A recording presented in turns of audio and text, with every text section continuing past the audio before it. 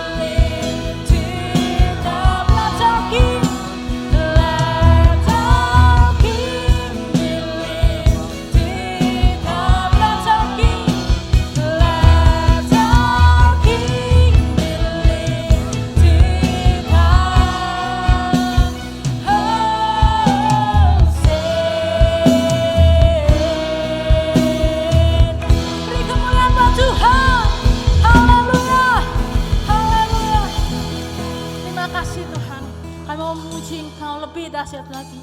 Mari yang percaya sama-sama katakan amin. Beri salam kanan kiri depan belakang, katakan Tuhan Yesus baik. Haleluya.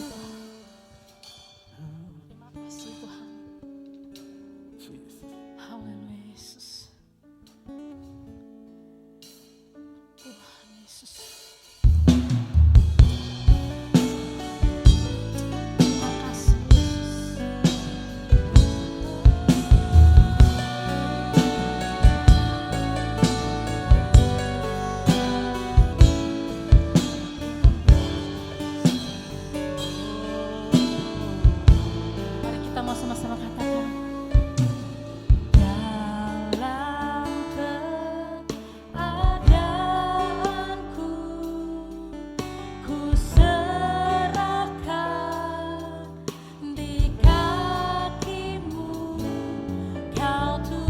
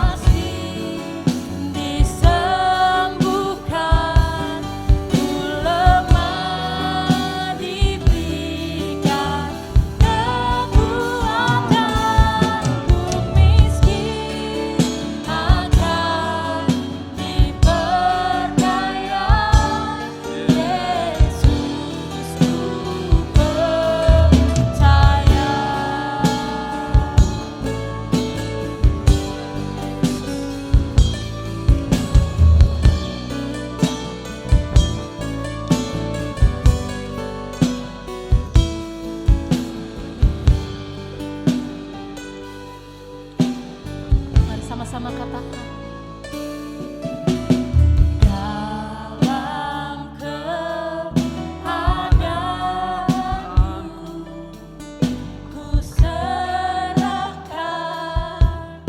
di kakimu, Kau Tuhan yang pasti peliharaku di setiap waktuku.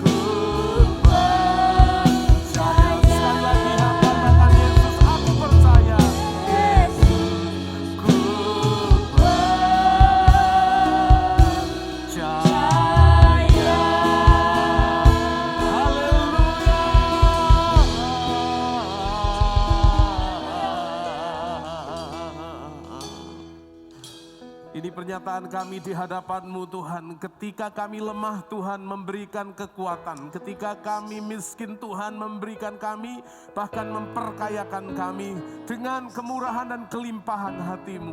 Dan bahkan dikala kami sakit sekalipun, Tuhan pasti menyembuhkannya. Karena itu Tuhan, sungguh-sungguh kami membutuhkan Engkau di hari-hari hidup kami. Tanpa-Mu hidup kami akan menjadi tersesat. Karena itu Tuhan, mari didik dan ajar kami terus melalui kebenaran firman-Mu, sehingga kami makin sepadan dengan Engkau, semakin seirama dengan Tuhan, semakin senada dengan Engkau di hari-hari hidup kami, sehingga melalui hidup kami Tuhan dipermuliakan. Terima kasih Tuhan buat hari yang Tuhan berikan kepada kami di minggu ini. Kiranya minggu ini menjadi minggu yang penuh dengan kemuliaan nama Tuhan, penuh dengan pengharapan di dalam Kristus. Sebab Kristus adalah dambaan kehidupan kami sekarang sampai selama-lamanya. Urapan Tuhan turun atas tempat ini, atas hati kami terdalam, bahkan juga setiap kami dari depan sampai belakang. Semua di dalam berkat penyertaan Tuhan. Semua disapa, ditegur oleh firman Tuhan.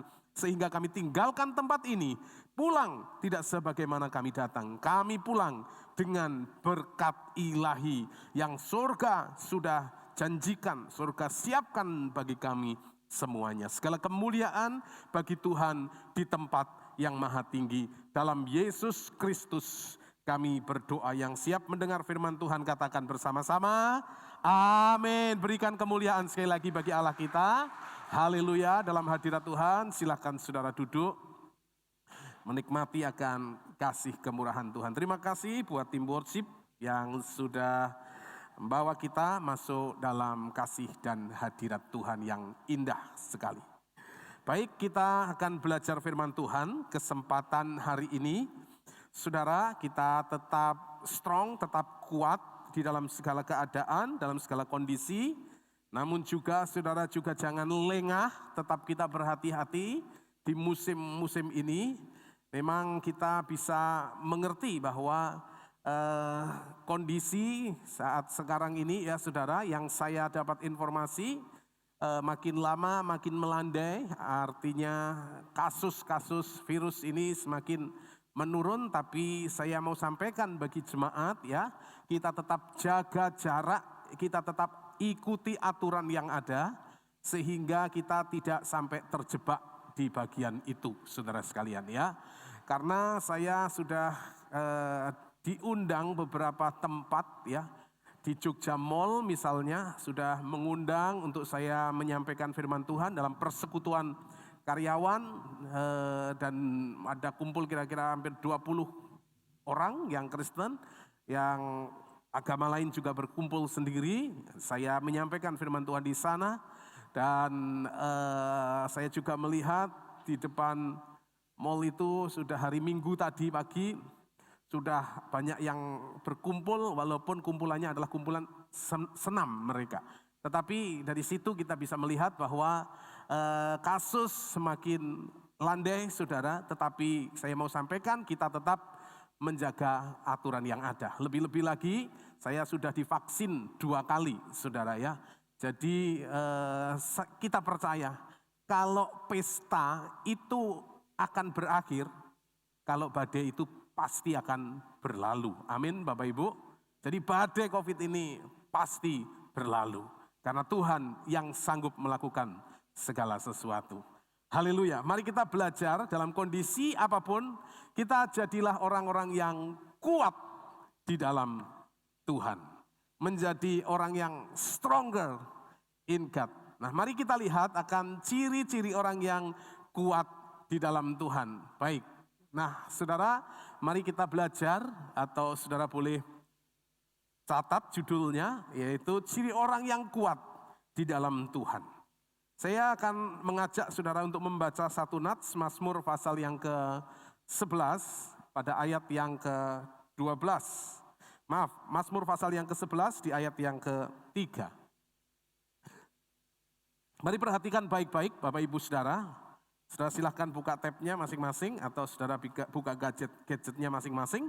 Yang olehnya di dalamnya kita membuka akan aplikasi Alkitab. Mazmur pasal yang ke-11 pada ayat yang ketiga. Mari perhatikan, saya bacakan. Apabila dasar-dasar dihancurkan, apakah yang dapat dibuat oleh orang benar itu?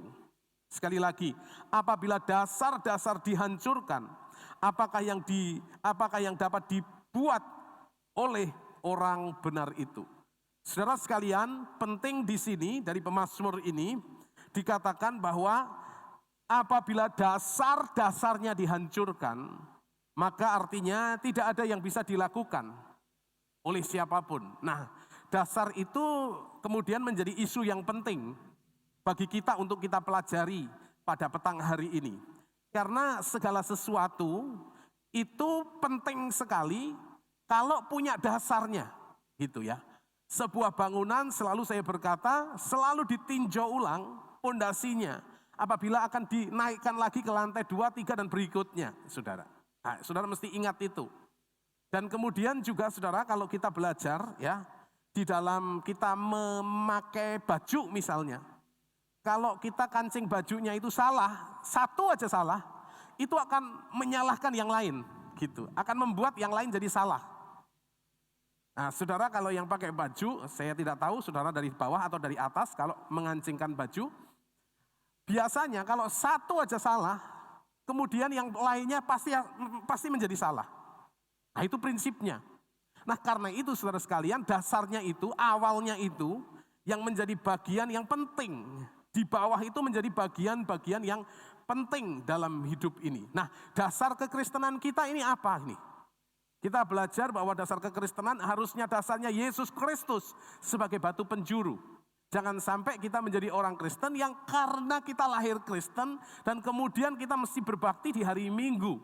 Ikut ibadah doa, ikut ibadah wanita, ikut ibadah yang lainnya. Khotbahnya bagus, manggut-manggut.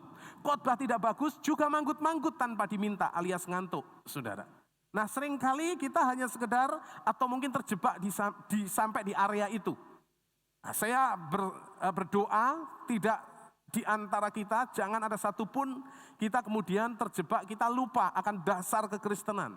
Dasar kekristenan, batu penjurunya Yesus Kristus, itu yang menjadi role model, itu yang menjadi apa? Polanya, itu yang menjadi patternnya, saudara, ya patokannya, saudara. Itu sebabnya Tuhan Yesus tidak berubah. Kita yang harus terus berubah, saudara. Kenapa kalau Tuhan Yesus tidak berubah? Karena dia patokannya. Kalau patokannya berubah-ubah, maka kita sulit mengikutinya. Karena itu Tuhan Yesus sebagai patokannya, dia tidak berubah. Tapi kita harus terus berubah ke arah dia. Nah, karena itu dasarnya harus menjadi hal yang perlu kita renungkan, kita cek ulang kekristenan kita. Nah, mari belajar hal yang pertama tentang ciri orang yang kuat di dalam Tuhan. Atau ciri orang yang kuat di dalam dia. Nah, yang pertama saudara sekalian, dapat menguasai diri di saat titik terendah atau di saat gagal, saudara. Nah, kuat di saat gagal, kuat di saat terpuruk, kuat di saat kita mengalami titik terendah, saudara. Nah, faktanya dalam hidup ini kita juga mengalami titik-titik nadir, ya. Percaya atau tidak, ya saya percaya beberapa di antara kita pasti mengalami akan hidup ini rasanya ada di titik terendah dalam hidup ini. Nah, jangan salah saudara, Tuhan itu mengizinkan kita naik ke gunung yang tinggi, tapi juga dia mengizinkan masuk ke dalam lembah yang kelam. Nah, kita akan belajar hal yang pertama ini. Sekalipun kita ada di musim yang sulit, musim yang gagal, atau mungkin kita sedang mengalami titik terendah dalam hidup ini, belajar untuk kita dapat menguasai diri, saudara. Nah, saya akan tunjukkan, saudara, orang-orang yang kemudian dalam hidupnya itu mengalami kegagalan demi kegagalan, saudara. Nah, ada banyak tokoh-tokoh Alkitab. Saya mempelajari ada satu riset, ada satu penelitian dari Institut Barna atau Barna Institute namanya. Dia berkata dalam penemuannya, dalam risetnya, dalam penelitiannya dari Barna Institute itu yang didirikan oleh Josh Barna, seorang hamba Tuhan. Dia berkata begini atau temukan begini. Di dalam kehidupan manusia ini ternyata setiap harinya itu mengalami kegagalan. paling tidak atau sedikitnya 14 kali dalam satu hari. 24 jam itu manusia punya potensi gagal paling tidak atau sedikitnya 14 kali. Saudara. Nah, mereka temukan gagal apa? Gagal dalam bicara. Gagal dalam berkomunikasi dengan pasangan, dengan orang lain. Gagal ketika memasak. Gagal ketika kita berbincang atau kita bernegosiasi dengan orang lain. Nah, itu kegagalan-kegagalan manusia. Barna menemukan ada paling tidak sedikitnya dalam satu hari manusia mengalami kegagalan 14 kali. Jadi kalau saudara hari-hari ini sedang mengalami itu, saudara sekalian, natural banget, biasa saudara. Boleh gagal, tapi jangan sampai berbuat dosa, itu yang penting saudara. Kalau gagal, ya sudah memang gagal, manusia ngalami hal semacam itu. Tetapi penting bagi kita, kalaupun kita gagal, jangan sampai kita berbuat dosa saudara. Nah, mari perhatikan Yosua pada pasal yang pertama, itu berkali-kali Alkitab ini memberikan penjelasan. Orang ini sebetulnya melihat dirinya kurang sehat atau melihat gambar dirinya itu ya, Yosua ini enggak sehat, saudara. Nah, mari saya tunjukkan Yosua pada pasal yang pertama.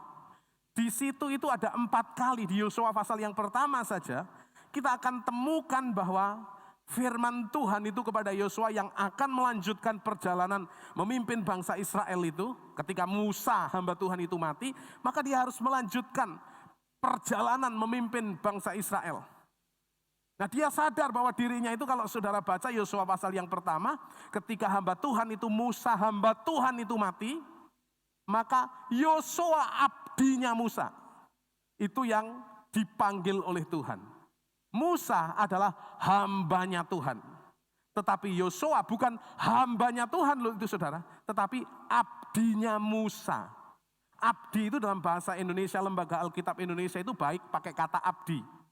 Di bahasa lain itu pakai kata pembantu saja saudara. Puren saja saudara, pembantu. Jadi saudara sekalian, kalau Musa saja pemimpin yang besar itu, belah laut merah, belah laut Kolsom, belah laut Tebero, laut yang sama itu. Dan kemudian ketika ia membelah laut, dia mendatangkan tulah di Mesir.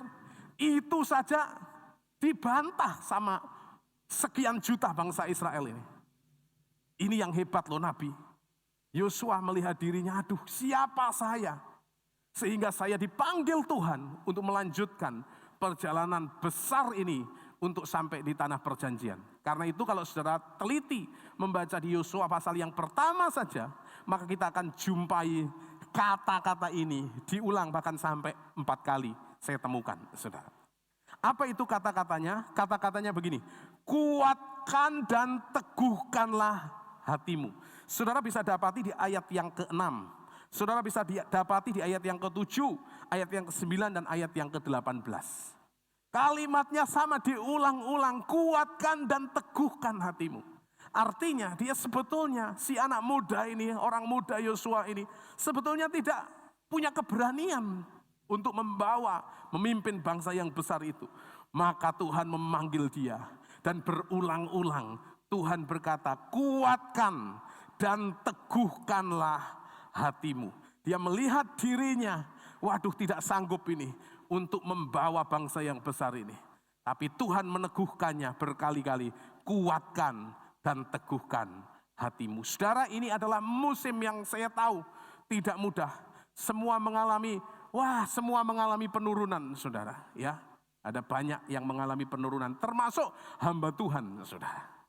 Pendeta juga sama, saudara, mengalami penurunan, saudara. Tapi yang pastikan Roh Kudus selalu turun lah, gitu ya, saudara.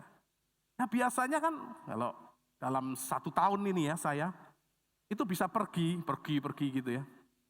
Kalau mau diakumulasi, bisa 2 bulan gak ada di rumah, saudara. Bisa mungkin 2 bulan itu kira-kira gak ketemu dengan keluarga. Karena 2 hari ada di kota tertentu ya, pulang, kemudian 1 hari melayani di tempat lain lagi dan sebagainya. Kalau dikumpul-kumpulin kira-kira 2 bulan gitu. Ya iyalah saudara, karena 2 bulan ini biasanya pergi ke sana kemari, saudara. Itu kan khotbah di mana-mana. Begitu selesai khotbah itu kan dapat amplop, saudara. bukan hanya amplopnya yang didapatkan, di dalamnya juga ada sesuatunya kok saudara. Jadi sama juga mengalami hal yang sama.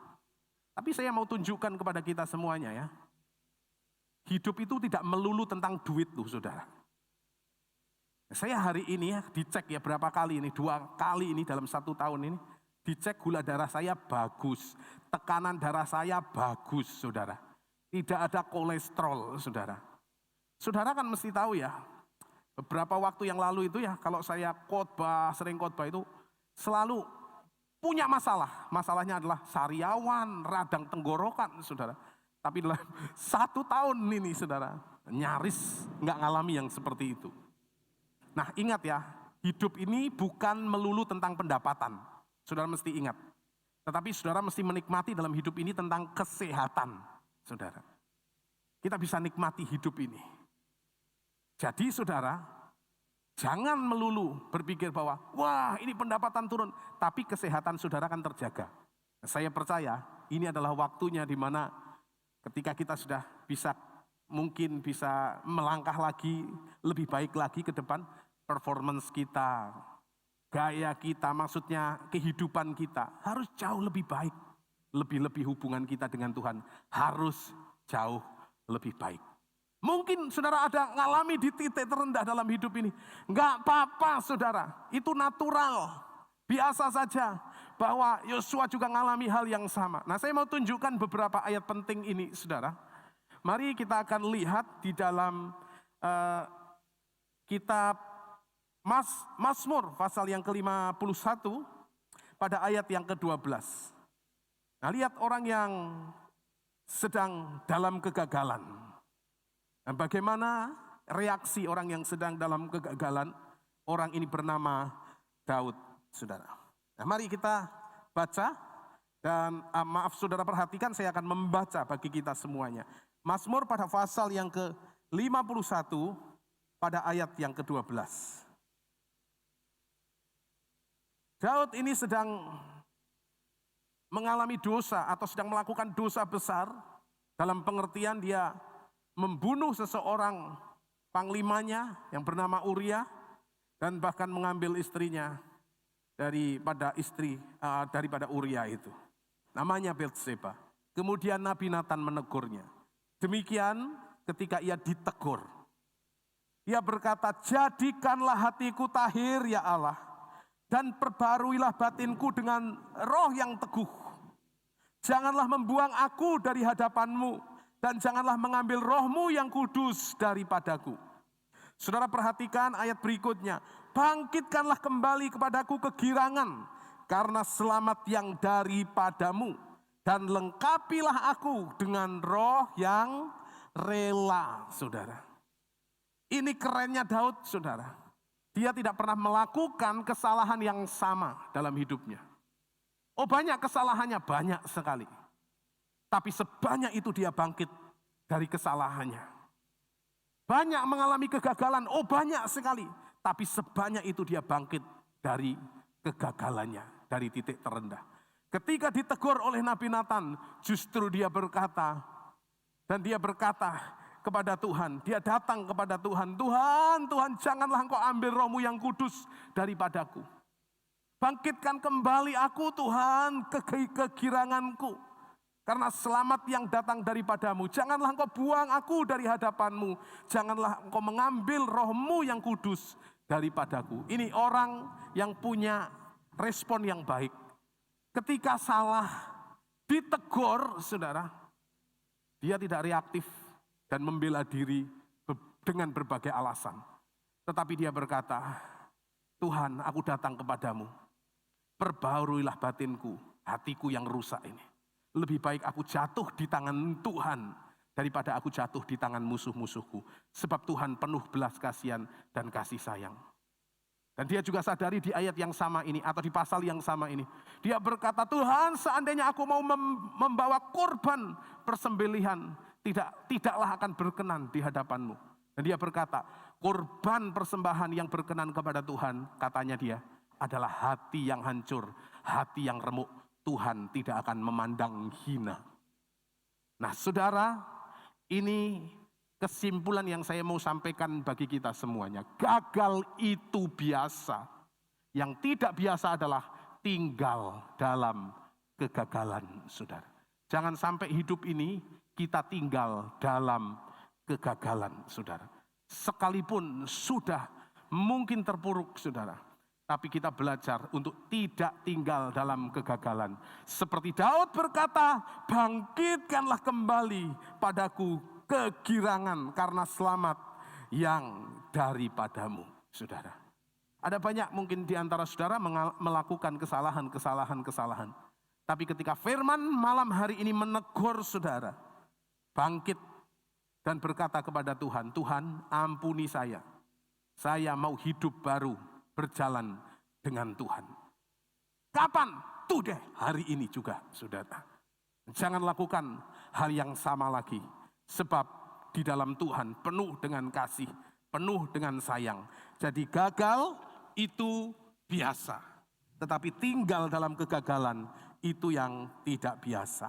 Itu poin yang pertama saya sampaikan bagi kita semuanya. Jikalau di antara kita sedang ada dalam titik terendah, bangkit dan bangun bersama-sama dengan Tuhan. Dengar ini nasihat firman Tuhan. Jangan mau dituduh lagi, kamu sudah hancur, kamu sudah tidak berguna lagi, kamu sudah banyak dosa, kamu sudah jadi temannya si iblis. Dengar baik-baik saudara, malam hari ini Tuhan sedang membawa kita, tangan murah Allah sedang mengangkat kita. Jikalau kita tinggalkan hidup yang lama. Jadi sekalipun di tengah kegagalan, ayo bangkit bersama-sama dengan Dia. Yang kedua saudara, orang yang kuat yang pertama adalah orang yang menguasai diri ketika dalam kegagalan. Walaupun tidak mudah saudara, tetapi pasti bisa. Yang kedua saudara, ini jauh lebih tidak mudah lagi. Kalau orang bangkit di tengah kegagalan, di tengah terpuruk, di titik terendah, wah itu gampang saudara, masih bisa saudara. Berbakti, datang ke gereja dan sebagainya. Tapi ketika kita ada di puncak sukses saudara, seringkali itu juga adalah sebuah ujian. Itu tidak mudah saudara. Ada orang banyak semakin di puncak sukses, dia semakin lupa akan dirinya. Itu sebabnya ada istilah begini, orang kalau sedang naik daun menjadi lupa daratan. Yang diingat adalah lautan, saudara. Nah, seringkali kita, atau ada banyak orang lah, ketika di saat puncak sukses, mereka lupa, mereka jatuh, mereka menjadi sombong, mereka menjadi banyak gaya, mereka akan lupa akan sekelilingnya, mereka lupa akan orang-orang yang pernah mensupport dirinya, saudara. Karena itu ketika di puncak keberhasilan, di puncak sukses, mari belajar untuk tetap kuat ada bersama-sama dengan Tuhan. Nah, saya akan tunjukkan firman Tuhan di 1 Korintus pasal yang ke-10. 1 Korintus pada pasal yang ke-10 di ayat yang ke-12. Demikian kata firman Tuhan, sebab itu siapa yang menyangka bahwa ia teguh berdiri, hati-hatilah supaya ia jangan jatuh, saudara. Jadi ketika kita ada di puncak sukses, puncak keberhasilan, justru kita semakin waspada di dalam hidup ini, saudara. Sebab ada banyak orang gagal justru ketika mereka ada di puncak sukses, saudara. Hanya yang sangat berbahaya adalah dosa kesombongan di sana ketika ada di dalam puncak sukses. Seorang hamba Tuhan namanya Edwin Lois School, dia sudah almarhum, dia pernah berkata begini, bahwa nafsu itu adalah dosa orang muda. Tetapi kesombongan adalah dosa orang setengah baya. Tapi takut atau khawatir itu adalah dosanya orang tua katanya. Nah, coba saudara renungkan ya. Kalau masih muda itu kan punya nafsu pengen ini, pengen itu gitu ya. Itu dosanya orang muda. Tapi bagi orang setengah baya, itu dosanya itu yang muda adalah sombong, saudara. Nah, buat orang tua yang sudah sepuh itu punya dosa. Sering dosanya adalah kekhawatiran, ketakutan. Ketakutannya pergi kompor wis tak pateni apa gurung mau. Pintu wis tak kunci apa gurung, ke jendela wis tak tutup apa belum. Itu orang tua loh saudara. Lalu kemudian khawatir, makin rundak, makin panik saudara. Nah, kalau orang setengah baya itu sudah dosanya adalah dosa kesombongan. Siapa sih orang-orang setengah baya? Ini usia saya nih, rawan, sombong. Beberapa di antara saudara ini yang setengah-setengah baya ini, hati-hati saudara. Karena pekerjaan biasanya sudah mapan. Karir sudah ada di puncak sukses biasanya. Duit banyak. Bisnis apa jadi. Gerak sedikit, duit datang. Ngomong sedikit, modal abab, duit datang saudara. Itu usia-usia orang-orang setengah baya, usia-usia saya. Makanya orang-orang setengah baya hati-hati saudara. Sedikit gerak duit datang, sedikit gerak duit datang. Dosa perselingkuhan dan sebagainya. Itu usia-usia setengah baya. Makanya saudara sekalian itu dosa-dosa kesombongan itu hati-hati.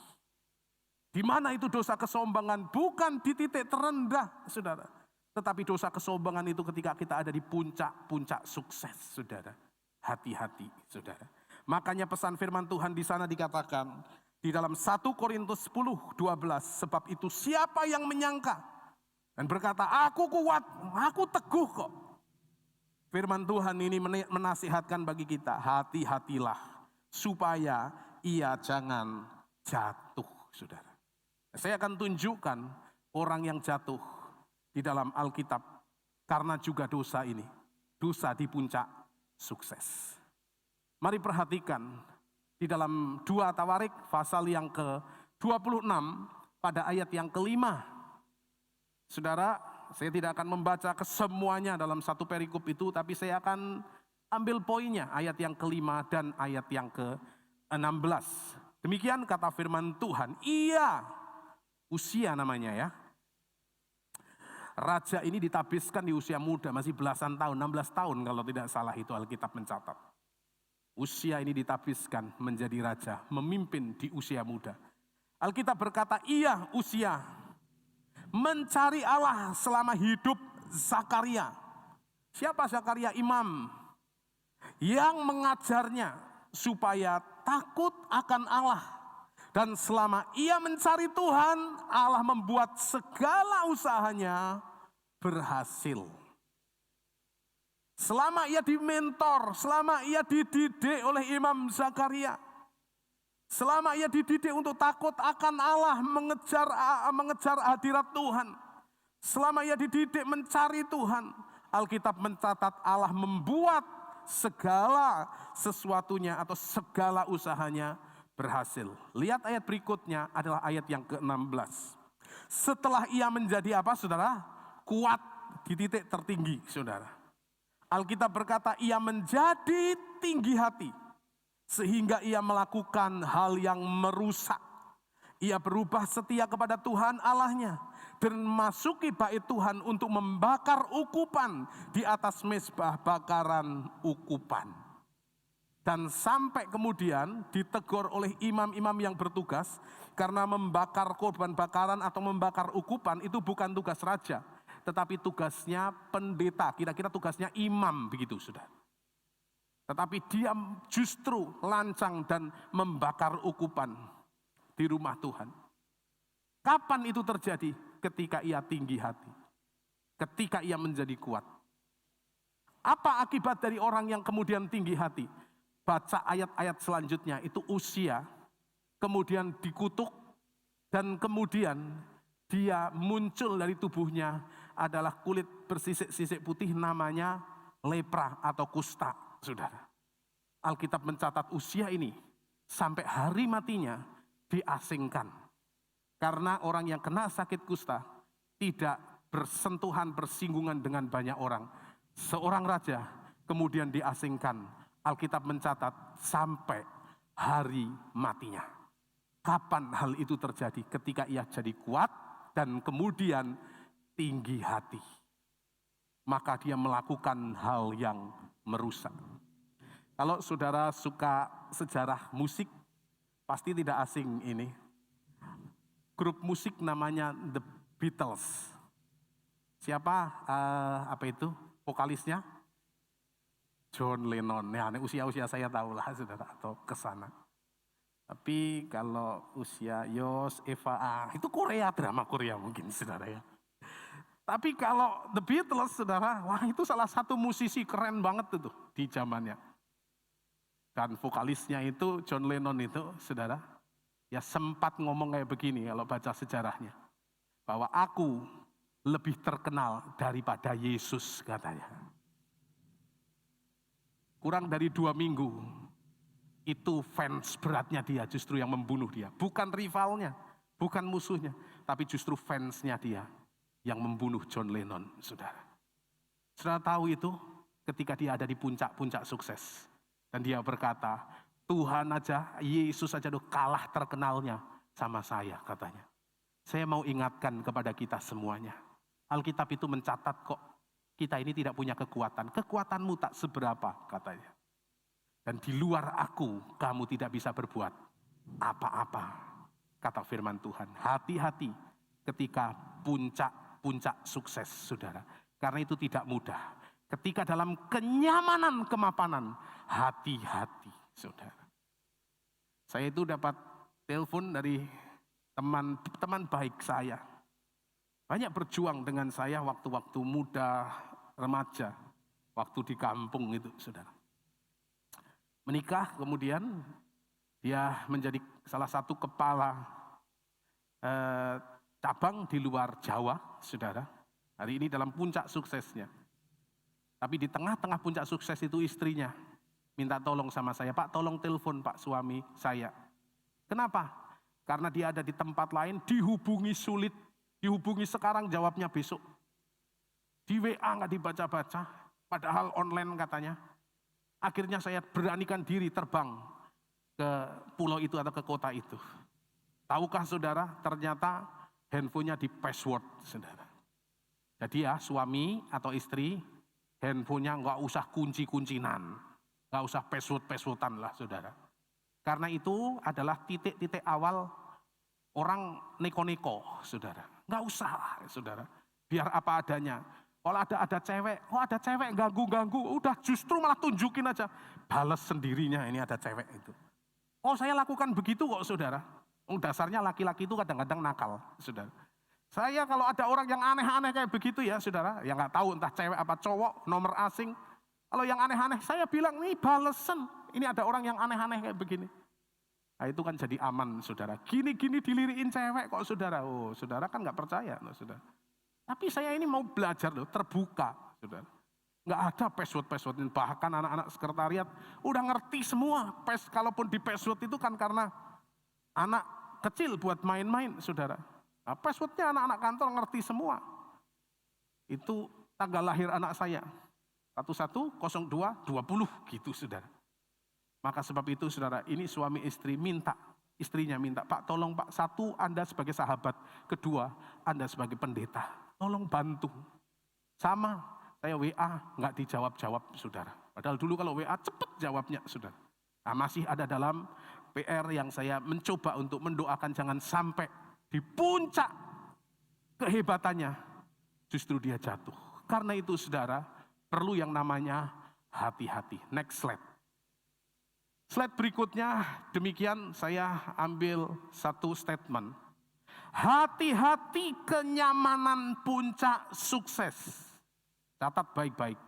Yang membuat Anda tersandung bukanlah batu yang besar. Enggak pernah ada orang tersandung batu sebesar manusia. Enggak pernah ada, sudah. Yang menyandung itu adalah batu yang kecil-kecil. Hati-hati, sesuatu yang kecil yang dibiarkan, maka itu akan menguasai kita. Statement saya yang berikutnya, yang membuat Anda terjatuh bukanlah lubang yang menganga, bukanlah lubang yang besar, saudara. Tapi itu kadang-kadang lubang kecil yang saudara nyaris tidak memperhatikannya. Satu lagi, yang membuat Anda terlena, Anda terjatuh bukanlah jalan yang terjal dan berbatu dan berliku. Tapi yang membuat Anda terlena, terjatuh, seringkali adalah jalan itu adalah jalan yang mulus, landai, tidak ada tantangannya. Kalau saudara suka nyetir, Kalau saudara nyetir di jalan yang berliku-liku, jalannya curam, saudara. Lalu kemudian terjal, naik dan turun, wah itu tidak mudah ngantuk. Coba di jalan tol saudara, landai nggak ada siapa-siapa, nggak ada apa-apa, wah nyaris ngantuk. Makanya banyak kecelakaan terjadi di jalan tol saudara. Hati-hati puncak kenyamanan itu saudara.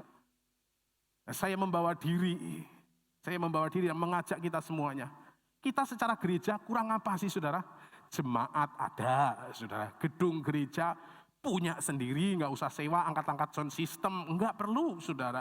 Kita punya sendiri, pastori ada, saudara. Cukup, saudara. Udah begini-begini aja. Secara gereja, begini-begini aja, nyaman-nyaman aja. Itu satu dengan yang lain itu bisa ribut loh, saudara. Itu gara-gara hal-hal yang sepele. Saya sebagai hamba Tuhan mungkin, santai saja kok. Nggak ada apa-apa kok. Hidup santai itu hati-hati. Kenyamanan itu akan membunuh kita. Makanya puji Tuhan kalau ada lahan besar yang kita akan buat untuk pekerjaan pelayanan, ada suara Gloria, saudara. Itu kan proyek-proyek yang harus kita kerjakan, yang membuat supaya kita tidak nyaman, saudara. Selama ada di bumi ini, ingat saudara, puncak kenyamanan itu adalah sumber malapetaka kalau kita tidak kuat di dalam Tuhan, saudara. Ya, duitnya makin banyak. Beli soto, gerobaknya dibeli, sitinya juga dibeli, saudara. Kan begitu kan saudara? Wah pokoknya jadi aneh-aneh saudara. Nah mari saya akan tunjukkan Mazmur pasal yang ke-73 di ayat yang ke-28. Mazmur pasal 73 di ayat yang terakhir, ayat yang ke-28.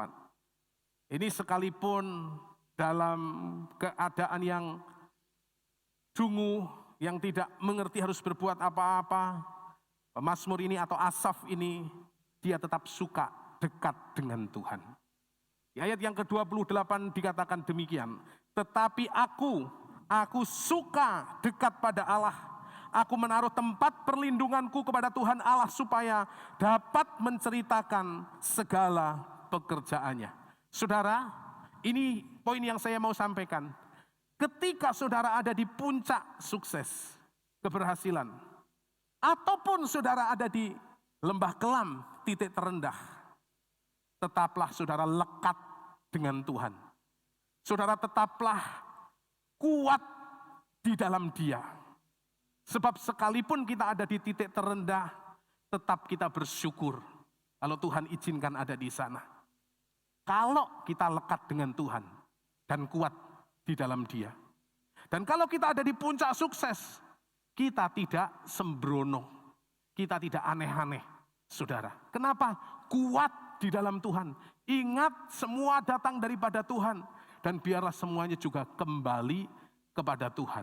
Jadi dalam kondisi baik, puji Tuhan. Kondisi kurang baik, tetap kita bersyukur dan berkata, puji Tuhan, saudara. Kondisi-kondisi saat-saat ini ya saudara, wah ada banyak orang nih, teman-teman, bahkan juga beberapa hamba Tuhan, telepon itu ya, mau pinjem duit gitu saudara.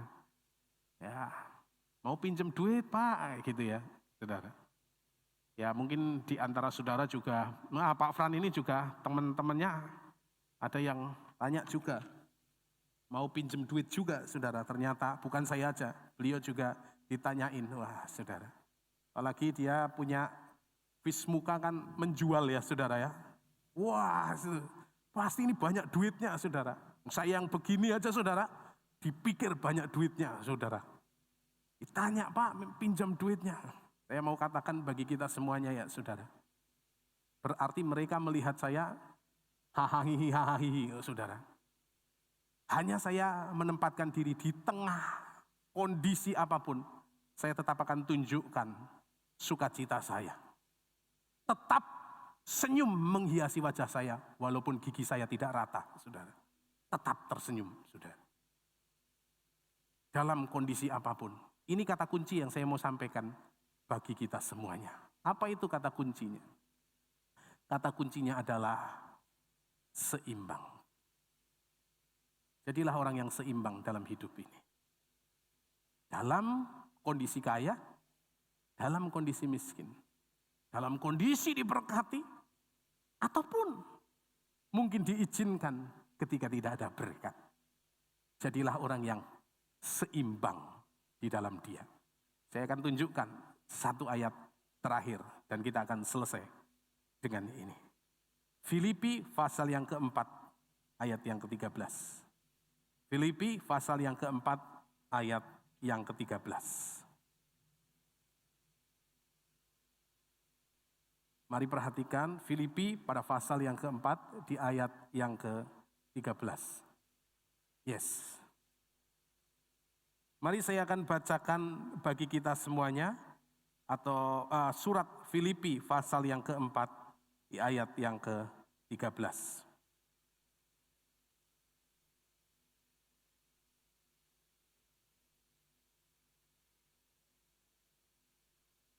Kitab Filipi pasal yang keempat, mari perhatikan ayat yang ke-13.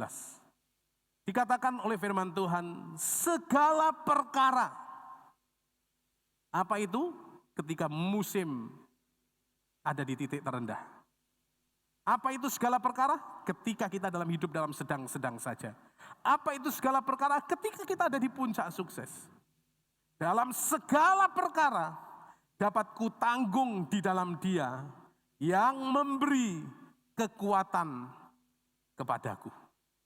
Itu Paulus, keren banget statementnya. Segala sesuatu dapat aku tanggung di dalam Dia yang memberikan kekuatan kepadaku. Nah, untuk lebih jelasnya, saudara bisa lihat ayat sebelumnya. Saya tidak cantumkan di sini. Ayat yang ke-12. Yaitu berkata begini, aku tahu apa itu kekurangan dan aku tahu apa itu kelimpahan. Dalam segala hal, dalam segala perkara, tidak ada sesuatu pun. Tidak ada sesuatu yang merupakan rahasia bagiku. Baik dalam hal kenyang maupun dalam hal kelaparan. Baik dalam hal kelimpahan maupun dalam hal kekurangan. Buat Paulus, gak ada yang dirahasiakan. Kalau ketika ia dapat banyak support, ketika dalam pelayanannya banyak yang memberikan berkat, yang menyerahkan mungkin tanahnya dan kemudian dipakai untuk pelayanan, persembahan mereka banyak, biasa buat Paulus. Gak ada rahasia. Tapi ketika dia kekurangan, ketika dalam hal lapar sekalipun, gak ada dia tutup-tutupi, saudara. Jadi baik itu dalam kondisi baik atau buruk, suka ataupun duka, buat Paulus tidak ada yang ditutup-tutupinya. Saya berdoa kita punya kualitas hidup ketika kita ada di dalam puncak sukses, biasa aja saudara. Jangan kemudian membusungkan akan dada kita, lupa daratan. Ketika kita ada dalam terpurukan, lalu kemudian memasang wajah memelas, supaya wajahnya bisa dikomersilkan saudara. Jangan lakukan itu, don't do that. Tetapi serahkanlah itu semua kepada Tuhan dan berkata seperti Paulus berkata, baik dalam kekurangan atau kelimpahan, dia berkata, segala perkara dapat kutanggung di dalam Dia yang memberikan kekuatan kepadaku. Amin buat firman Tuhan. Tutup Alkitab saudara, mari datang kepada Tuhan. Arahkan tangan kita di hadapan Tuhan. Kami membawa setiap umat-Mu yang mengangkat tangan di hadapan Tuhan dalam segala keadaan dan kondisi. Kami mau belajar untuk tetap taat dan setia kepada Tuhan. Aku lepaskan berkat Tuhan yang terbaik buat umat-Mu. Aku lepaskan berkat yang terbaik buat keluarganya. Aku lepaskan berkat yang terbaik buat kesehatannya. Topang Tuhan di dalam segala aspek kehidupannya. Di dalam usaha, pekerjaan, bisnis, pelayanan, perkuliahan. Oh Tuhan, studi dan bahkan studi anak-anak mereka. Tuhan juga memberkati apapun yang disentuh oleh tangan anak-anak-Mu. Dibuat Tuhan menjadi berhasil, berkembang dan terus beruntung. Sehingga melalui kehidupan kami, nama Tuhan Yesus Kristus dipermuliakan. Terima kasih buat hamba-hamba-Mu yang melayani sepanjang hari Sabat ini. Baik pagi maupun sore atau malam hari ini.